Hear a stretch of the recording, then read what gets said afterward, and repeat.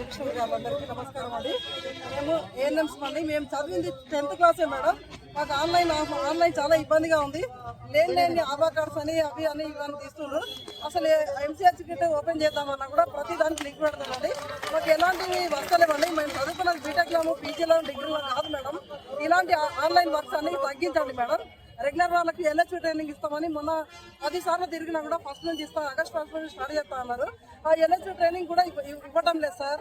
ఈ కాంట్రాక్ట్ వాళ్ళకి వాళ్ళు మొన్న రాసిన ఎగ్జామ్స్ ఉన్నాయి కదా మేడం, వాళ్ళు అందరూ రెగ్యులర్ చేసేట్టుగా కోరుతున్నాము. మా డిఏలు మా పిఆర్సీలు ప్రతి ఏది కూడా టాపిక్ రాకుండా మూసి పెడుతుందండి. ఇవి అడగకుండా పనిభారం ఎక్కువ కల్పిస్తే వాటి మీదనే వీళ్ళు మైండ్ పెట్టి అదే టైంపాస్ అయిపోతుందని మీరు చూస్తున్నారేమో. కానీ మా ఫ్యామిలీ పరంగా మా పిల్లల పరంగా మా ఫ్యామిలీ విషయాల్లో ఏది కూడా చూసుకోవట్లేదు. మా మొగళ్ళతో దెబ్బలు పడుతున్నాము, అత్తమామలతో తిట్లు పడుతున్నామండి. మేము చదివింది 10th క్లాసే సార్. మేడం అమ్మ మీరన్నా అర్థం చేసుకోండి. ఇలాంటి ఆన్లైన్ వర్కులు మాకు రావమ్మా. మేము బీటెక్లు ఎంటెక్లు పీజీలు చేయలేదు మేడం. దయచేసి మమ్మల్ని అర్థం చేసుకొని ఎవరి పబ్లిక్ సేవ చేస్తాం. ఒక పేషెంట్ దగ్గర ఓ అని అంటే అయితలేదు మేడం. గొల్లీలు ఇవ్వడానికి కూడా అయితలేదు.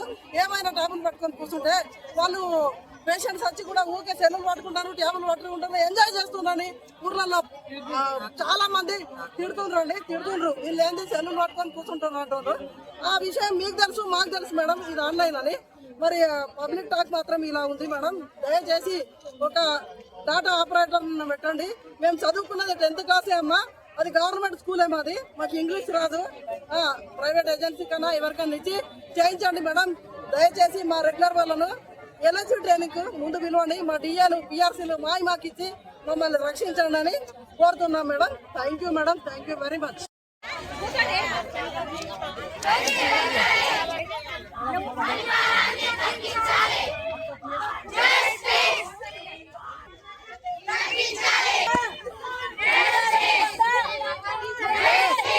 ఆన్లైన్ వర్క్ పని